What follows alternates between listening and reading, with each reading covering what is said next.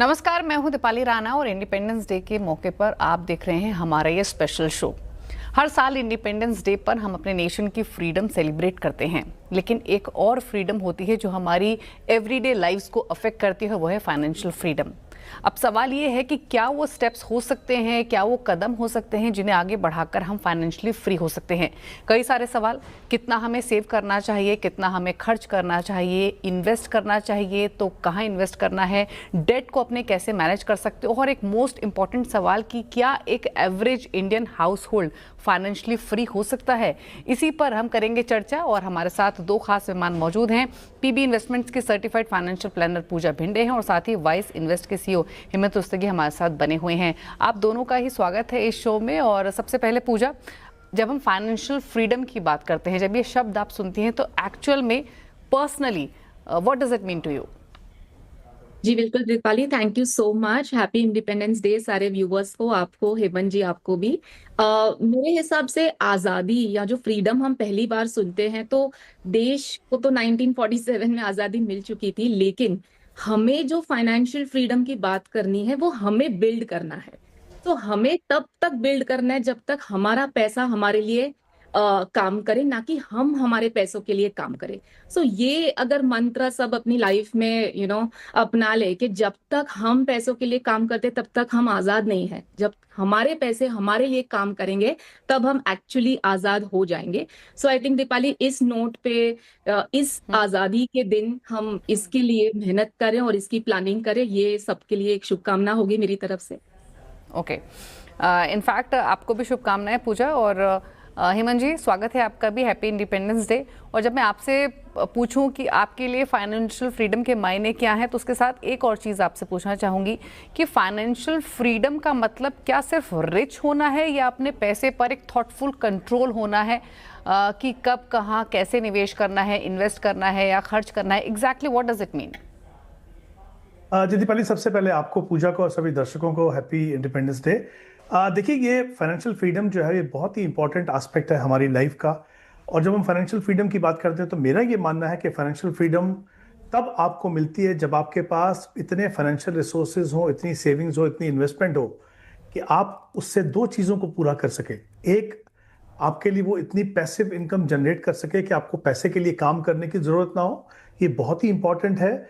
और दूसरा ये है कि ये सिर्फ हमारी जो पैसिव इनकम तक, यानी जो खर्चे पूरे करने के लिए तक ही सीमित ना हो, बल्कि जो हमारे ज़िंदगी के जो पैशंस होते हैं, जिसको मैं 2 पीस बोलता हूँ, पैसिव इनकम और पैशंस, जब तक हमें उतने पैसे ना हो तब तक आपको फाइनेंशियल फ्रीडम नहीं मिलती है। जिस दिन आप अपने पैशंस और अपनी पैसिव इनकम के लिए जनरेट करने के लिए आपके पास इनफ फाइनेंशियल रिसोर्सेज हो, तो डेफिनेटली आप समझ लीजिए कि आपको फाइनेंशियल फ्रीडम मिली। तो इसका मतलब यह है कि फाइनेंशियल फ्रीडम को आप एक आइसोलेटेड गोल करके नहीं देख सकते। आपके पास एडिक्वेट एसेट्स होनी चाहिए। इसका मतलब यह है कि उस स्टेज तक पहुंचने के लिए आपने जो बाकी आपके गोल्स हैं, वो बच्चों की एजुकेशन हो सकती है, आपके अपने लिए घर खरीदना हो सकता है, वो उन चीज़ों को जब तक आपने पूरा नहीं किया, उससे पहले आप फाइनेंशियल फ्रीडम का सोच नहीं सकते। लेकिन फाइनेंशियल फ्रीडम क्योंकि एक बहुत ही लॉन्ग टर्म का गोल है जिस पे आपको कंसिस्टेंटली काम करना है, तो साथ में आपको उसके ऊपर काम करना है। तो ये,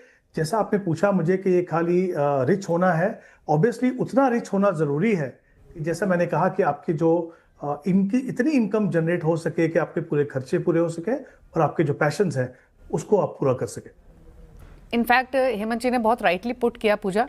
और आमतौर पे एवरेज इंडियन हाउस होल्ड की बात करें तो वहाँ पर फाइनेंशियल फ्रीडम को काफ़ी मिसकंसेप्चुलाइज किया जाता है। वो समझते हैं कि बैंक बैलेंस रहेगा मोटा, बैंक अकाउंट्स में पैसा होगा तो वो फाइनेंशियल फ्रीडम है। बट जैसे हेमंत जी ने भी कहा कि आप अपने खर्चों का मैनेजमेंट, अपनी सेविंग्स का, अपने पैशन का, और एक साइजेबल अमाउंट आपके पास रहे अपनी नीड्स को फुलफिल करने के लिए, वो एक्चुअल में फाइनेंशियल फ्रीडम होता है। आपके हिसाब से क्या एक गलती आमतौर पे इंडियन हाउस होल्ड्स करते हैं, या फिर क्या मिसकंसेप्शन आपके हिसाब से है फाइनेंशियल फ्रीडम की जब हम बात करते हैं?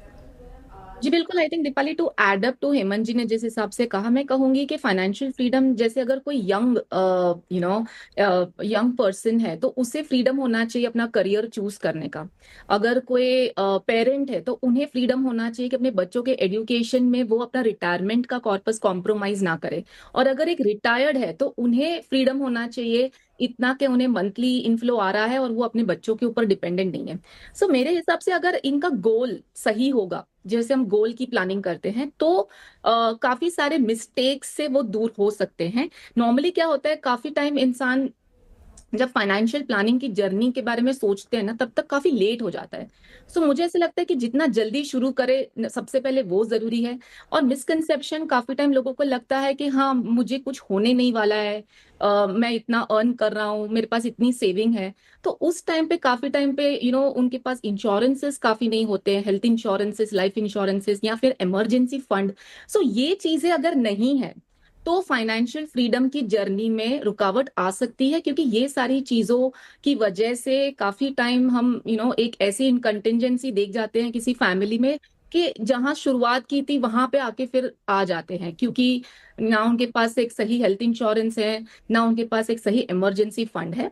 एंड लास्टली, बहुत ज्यादा डेट में ना फंसे, बहुत ज्यादा लोन्स ना लें। वो एक इम्पॉर्टेंट चीज है मेरे हिसाब से फाइनेंशियल फ्रीडम की जर्नी में, कि आप ये मिस्टेक्स ना करें एंड रॉन्ग प्रोडक्ट्स को ना लें। बहुत सिंपल है मेरे हिसाब से, एकदम सिंपल है। शॉर्ट टर्म, मिड टर्म और लॉन्ग टर्म, तीन चीज को ध्यान में रखते हुए प्लानिंग करें। लॉन्ग टर्म का पैसा इक्विटी में डालें, मिड टर्म का पैसा आप हाइब्रिड जैसे कोई प्रोडक्ट में डालें, एंड शॉर्ट टर्म का एक कंटिजेंसी आप डेट फंड में डालें।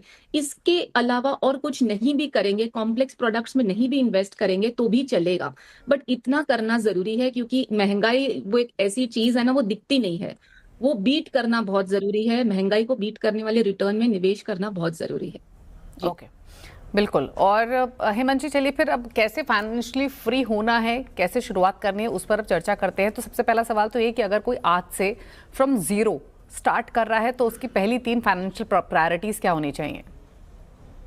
देखिए, जैसे मैंने कहा कि ये एक आइसोलेटेड गोल नहीं है, ये कलेक्टिव गोल का हिस्सा है। तो अगर किसी को अपनी पूरी लाइफ के लिए पूरा प्लान करना है कि डिफरेंट गोल्स के लिए, तो सब चीज़ जो है वो पैरेलली करनी पड़ेगी। बहुत इंपॉर्टेंट है कि हम एक गोल बेस्ड इन्वेस्टमेंट प्रोसेस को फॉलो करें। यानी जो भी हमारे गोल्स हैं, देखिए काफ़ी बार क्या होता है जब हम फाइनेंशियल फ्रीडम की बात करते हैं ना दीपाली, तो ये लगता है कि सिर्फ उस समय की बात कर रहे हैं जब हम काम करना बंद कर देंगे। फाइनेंशियल फ्रीडम जो है वो हमारी ऑनगोइंग लाइफ में भी बहुत इंपॉर्टेंट होती है। यानी उसमें क्या होता है कि हम बहुत मेहनत करते हैं, काम करते हैं, हम कोशिश करते हैं कि चलिए हम कभी कभी बीच में वेकेशंस ले लें। तो मुझे लगता है वो भी एक हमारी कहीं ना कहीं एक फाइनेंशियल फ्रीडम का हिस्सा है कि हम जिस तरह से काम करते हुए भी अगर अपनी लाइफ में कुछ करना चाहें वो कर सकते हैं कि नहीं। तो आई थिंक सबसे इंपॉर्टेंट फोकस होना चाहिए कि जो भी आप करना चाहते हो, जिसके लिए आपको पैसे की ज़रूरत होगी, जिसके लिए आपके पास समय है, उन सभी गोल्स को आप अपना डिफाइन कीजिए, एक एक को अपने प्लानिंग का हिस्सा बनाइए। उससे दो चीज़ें होंगी। देखिए, एक आपको पता चलेगा कि हर गोल के लिए कितना पैसा आपको इन्वेस्ट करना है। दूसरा, आपको पता चलेगा कि मुझे पैसा तो कितना इन्वेस्ट करना ही है और कौन से गोल जो है मेरे रियलिस्टिक हैं, कौन से मेरे गोल्स अनरियलिस्टिक हैं। कभी कभी क्या होता है, हम हमेशा सोचते हैं कि भाई अगर हम ये कर लेते या वो कर लेते, लेकिन ये रियलिस्टिक होना बहुत ही ज़रूरी है कि क्या मेरे लिए पॉसिबल है और क्या नहीं है। तीसरी इंपॉर्टेंट चीज़ ये है कि जब आप एक गोल बेस्ड इन्वेस्टमेंट प्रोसेस फॉलो करते हैं जिसमें फाइनेंशियल फ्रीडम भी एक इंपॉर्टेंट हिस्सा है, तो कहीं ना कहीं वो आपको बताता है कि आपको एक डिसिप्लिन लाने की ज़रूरत है। डिसिप्लिन का मतलब कहाँ से शुरुआत होगी? देखिए, आप इन्वेस्ट कहाँ से करेंगे? आप इन्वेस्ट तभी करेंगे जब आप सेव करेंगे। आप सेव कैसे करेंगे? अगर आपके खर्चों में कहीं डिसिप्लिन है, यानी आप पहले सेविंग करेंगे फिर खर्चा करेंगे, तो आप कहीं ना कहीं बजटिंग को फॉलो करना शुरू करते हो। तो मुझे लगता है कि ये प्रोसेस कई बार सुनने में काफ़ी कॉम्प्लिकेटेड लगता है, लेकिन ये है एक्चुअली बहुत सिंपल। इसमें पेशेंस की ज़रूरत है, परसिवरेंस की ज़रूरत है।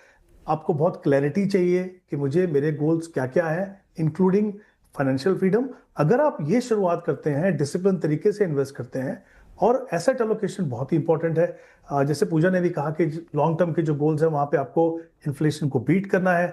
अगर आप वो लेके चलें, और ये जो गोल डिफाइन करने का सबसे बड़ा फायदा ये होता है कि वो आपको हेल्प करता है कि आप वॉलेटिलिटी होने के बावजूद भी इक्विटी में आप बने रहें। तो मुझे लगता है कि एक क्लैरिटी चाहिए मेरे गोल्स के लिए, मेरे पास कितना समय है और मुझे क्या प्रोसेस को फॉलो करना है। और मॉनिटरिंग बहुत इंपॉर्टेंट है।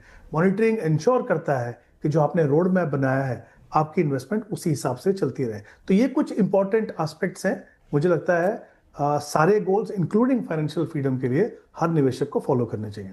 बिल्कुल। और गोल डिफाइन करने से यूजुअली एक डिसिप्लिन भी आता है, इन्वेस्टमेंट का और अपने गोल्स को अचीव करने का। अच्छा पूजा, जो यंग इन्वेस्टर्स हैं जो आज शुरुआत करना चाहते हैं, उनके लिए आपकी एडवाइस क्या है? पोर्टफोलियो कंस्ट्रक्ट करें तो किस तरीके का कॉम्पोजिशन वो करें, कंसीडरिंग यंग है, उनके पास टाइम है एम्पल?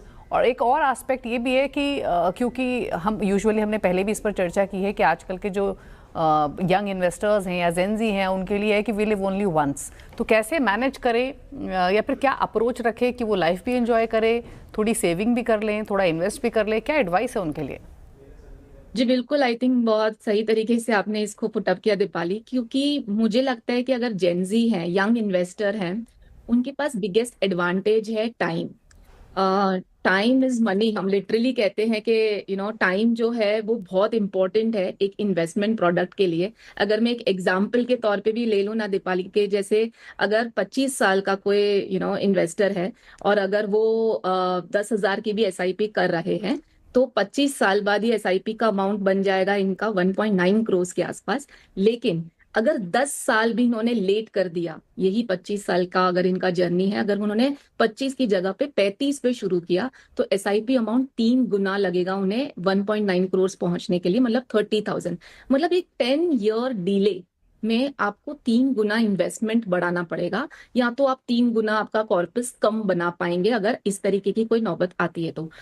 मुझे लगता है कि भले ही आप यू ओनली लिव वंस वाले माइंडसेट से हैं, डीआईवाई वाले माइंडसेट से हैं, रिस्क टेकिंग वाले माइंडसेट से हैं, लेकिन अगर हम थोड़ा हमारे पहले वाली जनरेशन से, अपने पेरेंट्स से कुछ सीख सकते, तो वो यही है कि पेरेंट्स ने इन्फ्लेशन को कभी कंसिडर नहीं किया था दीपाली। आज के टाइम पे हम देखते हैं कि जो रिटायरमेंट पे हैं, इतने रिटायरमेंट होम्स हैं, इन्होंने नहीं की होगी प्लानिंग, इन्होंने सब कुछ बच्चों के लिए, घर के लिए, फैमिली के लिए, और तभी जॉइंट फैमिली सिस्टम था।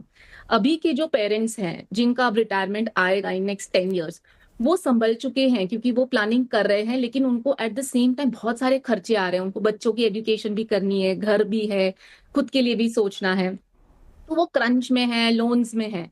लेकिन जो जेनजी है, इनके पास ये सारी एक्सपीरियंसेस हैं, ये देख रहे हैं। मुझे ऐसे लगता है कि जो फायर नंबर अगर वो चाहते हैं, अर्ली रिटायरमेंट करना चाहते हैं, सबसे ज्यादा इन्वेस्टमेंट हो सकता है तो आप एक ऑटोमेटेड इन्वेस्टमेंट रखें, जो हम एसआईपी कहते हैं, जैसे मैंने एक एग्जाम्पल के तौर पे भी बताया। वो एक सिस्टमैटिकली अगर आपने उसकी शुरुआत कर ली, जो भी आपका सेविंग है उसका एटलीस्ट 30% से भी आपने शुरुआत कर ली, एंड हर साल उसको धीरे धीरे स्टेप अप करते चले गए, तो आप एक अच्छा खासा कॉर्पस बना लेंगे। इमरजेंसी फंड थोड़ा बहुत 6 महीने 9 महीने का जो घर खर्च है या जो रिक्वायरमेंट है वो आप साइड में एक रख लें, एंड जैसे मैंने कहा जो बेसिक इंश्योरेंसेज हैं वो रख लें।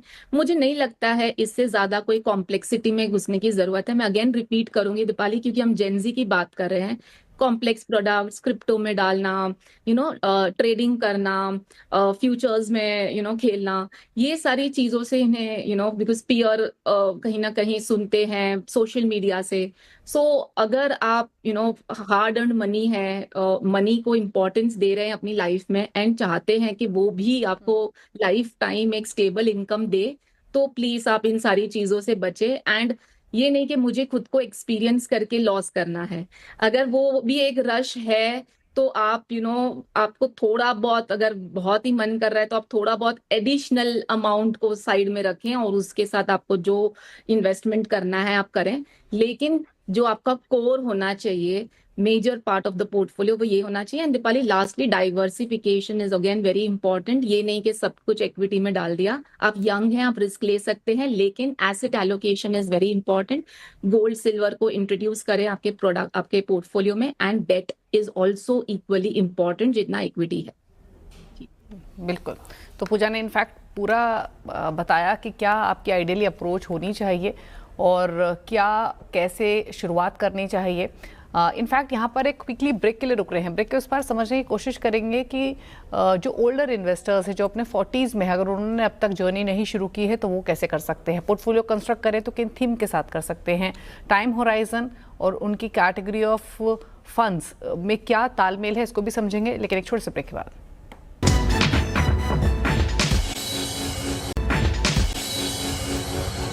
ब्रेक के बाद आपका स्वागत है। आप देख रहे हैं CNBC आवाज स्पेशल और हम बात कर रहे हैं फाइनेंशियल फ्रीडम की और आपकी फाइनेंशियल जर्नी की कि कैसे आप अपने गोल्स को पूरा कर सकते हैं, फाइनेंशियली सिक्योर कर सकते हैं। और इस शो में हमारे साथ दो खास मेहमान मौजूद हैं। सर्टिफाइड फाइनेंशियल प्लानर पूजा भिंडे हैं और साथ ही वाइज इन्वेस्ट के CEO हेमंत रुस्तगी बने हुए हैं। अच्छा हेमंत जी, जो ओल्डर इन्वेस्टर्स हैं, जो अपने 40s में हैं, जिन्होंने अब तक शुरुआत नहीं की है, उनके लिए आपका सजेशन क्या होगा? क्या स्ट्रैटेजी उनकी होनी चाहिए और क्या अभी भी वो अपने लिए एक सिक्योर फ्यूचर या एक वेल फाइनेंशियल प्लानिंग कर सकते हैं? जी दीपाली, जब हम 40s की बात करते हैं तो मुझे लगता है किसी भी इंसान के लिए बहुत इंपॉर्टेंट स्टेज है। वो इसलिए है कि देखिए, एक तो आप उम्मीद करते हैं कि तब तक हालांकि हम बात कर रहे हैं उन निवेशकों की जिन्होंने शायद बहुत ज़्यादा कुछ इस पे काम ना किया हो, लेकिन यूजुअली आप एक्सपेक्ट करते हैं कि जब तक आप इस स्टेज पे पहुंचे तो आपने जो, जैसा मैंने शुरुआत में भी कहा था कि फाइनेंशियल फ्रीडम अकेला गोल नहीं है, उसके अलावा और भी गोल्स हैं। तो आप ये मान के चलते हैं कि इस स्टेज तक पहुंचने तक या तो आपने बाकी गोल जो है, जैसे हमने बात की चिल्ड्रन एजुकेशन हो सकती है या घर खरीदने के लिए, उस पर अच्छे से काम कर दिया हो, उसके लिए आपने प्रोविजन कर दिया हो। एक तो ये, दूसरी बात, हम जो रिस्क मैनेजमेंट की बात करते हैं वो बहुत ही इंपॉर्टेंट एस्पेक्ट है कि इस स्टेज तक पहुंचते पहुंचते अगर वो नहीं हुआ है तो एकदम वो टॉप प्रायोरिटी होनी चाहिए। जब मैं रिस्क मैनेजमेंट की बात करता हूं तो हम बात कर रहे हैं लाइफ इंश्योरेंस की, हम बात कर रहे हैं हेल्थ इंश्योरेंस की, और हम बात कर रहे हैं एक इमरजेंसी फंड क्रिएट करने की, जो आपके एक्सपेंसेस 6 या 9 महीने के एक्सपेंसेस, सिर्फ हाउस होल्ड एक्सपेंसेस नहीं, जो भी आपकी मंथली कमिटमेंट है उसके हिसाब से आपको उसको पूरा करना है। तीसरा, एक इंपॉर्टेंट स्टेज होती है ये इसलिए कि हमारा जो करियर है, चाहे हम सेल्फ एम्प्लॉयड हों चाहे हम सैलरीड एम्प्लॉय हों, तब तक कुछ ना कुछ क्लैरिटी हमारी लाइफ में होती है कि मेरा करियर कैसे जा रहा है, किस दिशा में जा रहा है।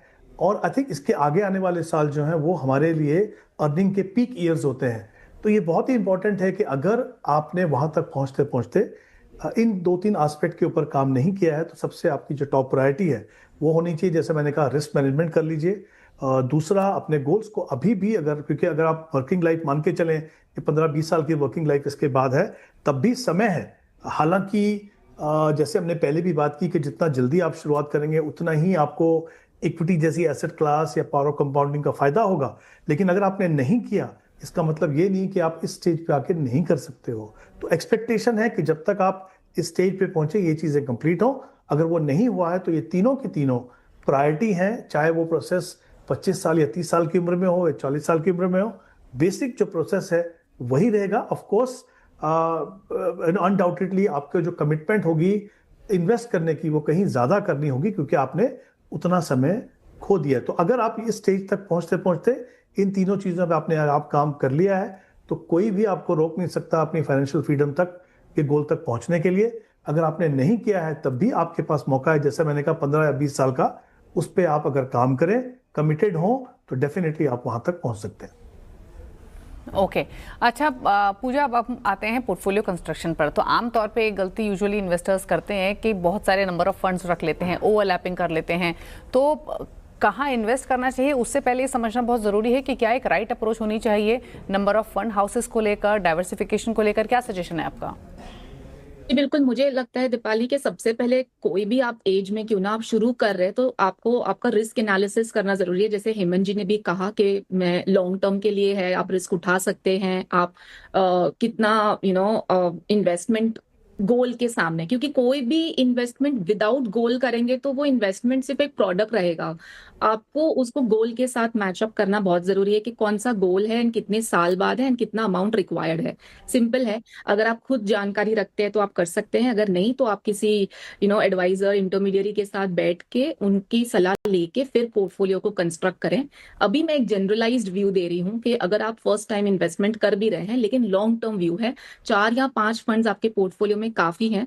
जो मैं कोर पोर्टफोलियो मानती हूँ, फ्लेक्सी कैप, मल्टी कैप आपके पोर्टफोलियो में होना चाहिए। अगर नाम दे दूं तो आईसीआईसीआई प्रूडेंशियल फ्लेक्सी कैप ले सकते हैं, व्हाइट ओक मल्टी कैप ले सकते हैं। एक ग्रोथ ओरिएंटेड फंड जो मैं कहती हूँ हमेशा, मिड कैप इज समथिंग जो पोर्टफोलियो का इम्पोर्टेंट एक फॉर्म होना चाहिए, which is mid cap category. HSBC mid cap, Kotak mid cap कोई भी ले सकते हैं। वैल्यू या कॉन्ट्रा स्ट्रैटेजी में से भी एक ले सकते हैं, डीएसपी वैल्यू या इन्वेस्को कॉन्ट्रा। एंड एक डाइवर्सिफिकेशन के तौर पे आप मल्टी एसेट कैटेगरी भी ले सकते हैं, जिसमें हम हमेशा कहते हैं जो डाइवर्सिफिकेशन होना चाहिए अक्रॉस एसेट क्लास। तो आपको उसमें गोल्ड सिल्वर भी मिल जाएगा, रीट्स भी मिल जाएंगे, इक्विटी डेट का पोर्शन भी मिल जाएगा। सो उसमें Nippon India multi asset allocation fund. मुझे एक चीज यहाँ पे लास्ट में ये कहनी है कि हम जितनी भी प्लानिंग कर लें, गोल बेस्ड प्लानिंग कर लें, इन्वेस्टमेंट्स प्लानिंग कर लें, इक्विटी एसेट एलोकेशन सब कुछ कर लें, लेकिन इम्पॉर्टेंट ये भी है दीपाली कि हम एक्सपेंस मैनेजमेंट करें। आई थिंक इसके ऊपर भी ध्यान देना जरूरी है कि आज हम फाइनेंशियल फ्रीडम की बात कर रहे हैं, हम कह रहे हैं कि हमें डिपेंडेंट नहीं रहना है। तो विमेन स्पेसिफिकली मैं कहूंगी कि आप डिपेंडेंसी का जो आपका नेचर है उसको छोड़ दें। आज के दिन ये एक प्रण लेके भाई मैं अपना फाइनेंस भले ही मेरे को नहीं समझ में आता है, मैं एटलीस्ट जानकारी लेके अवेयरनेस लूंगी। And expense management is also equally important. हम सालाना SIP बढ़ाना भूल जाते हैं, लेकिन हर साल हमारा लग्जरी स्टेटस जो है वो बढ़ते जाता है, हमें महंगे फोन लेने होते हैं, महंगे डेस्टिनेशंस में जाना होता है, लेकिन हम इन्वेस्टमेंट को बढ़ाना भूल जाते हैं। हमें लगता है हमने एक बार इन्वेस्टमेंट किया ना, बस हो गया। सो ये एक इम्पॉर्टेंट मेरे हिसाब से चीज को आज के दिन ध्यान रखें।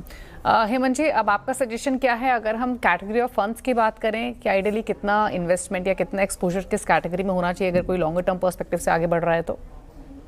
जी दीपाली, अगर हम स्पेसिफिकली अगर हम फाइनेंशियल फ्रीडम की बात करें तो जैसे मैंने पहले भी कहा कि लॉन्ग टर्म गोल है, ये एक ऑन गोइंग प्रोसेस है, तो इसके ऊपर ऑब्वियसली लॉन्ग टर्म होराइजन लेके हमको चलना पड़ेगा। और अगर हम स्पेसिफिक गोल की बात करें तो आपका ज़्यादा से ज़्यादा फोकस जो है, क्योंकि हम लॉन्ग टर्म की बात कर रहे हैं और यूजुअली इस गोल के लिए हमें एक बड़ा कॉर्पस बनाना पड़ता है, तो फोकस जो है वो इक्विटी के ऊपर होना चाहिए। अगर मैं इक्विटी की बात करूं तो उसमें ये समझते हुए कि इक्विटी खुद से एक एग्रेसिव एसेट क्लास है, अपने पोर्टफोलियो को स्पेशली जब आप लॉन्ग टर्म के लिए इन्वेस्ट कर रहे हो, आपका जो गोल है इतना इंपॉर्टेंट है कि जो हम फाइनेंशियल फ्रीडम की बात कर रहे हैं, तो बहुत ज़्यादा एग्रेसिव फंड नहीं बनाने हैं आपको। तो मेरे हिसाब से एक मल्टी कैप फंड होना बहुत ज़रूरी है, जिसमें आप कोटक मल्टी कैप देख सकते हो, और एक लार्ज एंड मिड कैप, जिसको जैसे मान लीजिए इन्वेस्ट को लार्ज एंड मिड कैप, एक mid cap pure mid cap होना बहुत जरूरी है, HSBC मिड कैप, और एक स्मॉल कैप जो बंधन स्मॉल कैप हो सकता है। तो हमने कोशिश की है कि इस तरह का पोर्टफोलियो बने कि तीनों के तीनों जो सेगमेंट है मार्केट के, पोटेंशियली लॉन्ग रन में आप उम्मीद कर सकते हैं कि मिड एंड स्मॉल जो है आपको बेहतर रिटर्न देंगे लार्ज से, लेकिन लार्ज कैप को आप इग्नोर नहीं कर सकते। सिर्फ उसमें पार्टिसिपेट करने का तरीका डिफरेंट है। जैसे हमने कहा कुछ हिस्सा जो है वो मल्टी कैप से आएगा और कुछ लार्ज एंड मिड कैप से आएगा। ओके पूजा, आपकी रिकमेंडेशंस क्या रहेंगी, क्या चॉइसेस हैं आपके अगर पोर्टफोलियो कंस्ट्रक्ट करना हो इंडिपेंडेंस डे के मौके पर लॉन्गर टर्म पर्सपेक्टिव से अपने आप को फाइनेंशियली फ्री करने के लिए, तो क्या चॉइसेस? जी बिल्कुल Deepali, I think diversification of portfolio, जैसे मैंने ऑलरेडी मेंशन किया कि एक flexi cap, ICICI Prudential flexi cap, एक multi cap White Oak multi cap, एक mid cap HSBC mid cap, और एक मल्टी एसेट मैं इंट्रोड्यूस करूंगी आपके पोर्टफोलियो में, which is Nippon India multi asset allocation fund. Okay तो ये आपको चॉइसेस बताई गई हैं हेमंत जी की तरफ से और पूजा की तरफ से, और इन फंड्स के साथ अगर अब तक आपने पोर्टफोलियो कंस्ट्रक्ट नहीं किया है तो पोर्टफोलियो बनाकर लॉन्गर टर्म पर्सपेक्टिव से चल सकते हैं। और CNBC आवाज़ आपको time to time consistently basis पे आपके पोर्टफोलियो पर गाइड तो करता है ही, बट एटलीस्ट निवेश की शुरुआत कीजिए, मदद के लिए हम हैं। और अब तक अगर जर्नी नहीं शुरू की है तो अपने आप को फाइनेंशियली फ्री बनाने के लिए ये जर्नी अभी से शुरू कीजिए। Thank you Pooja and Hemant ji आने के लिए शो में और अपने व्यूज़ देने के लिए, समझाने के लिए हमारे व्यूअर्स को कि आइडियल इन्वेस्टमेंट अप्रोच क्या होनी चाहिए। इसी के साथ इस स्पेशल शो में तो इतना ही। ब्रेकफास्ट पर भी खबरें जारी हैं। नमस्कार।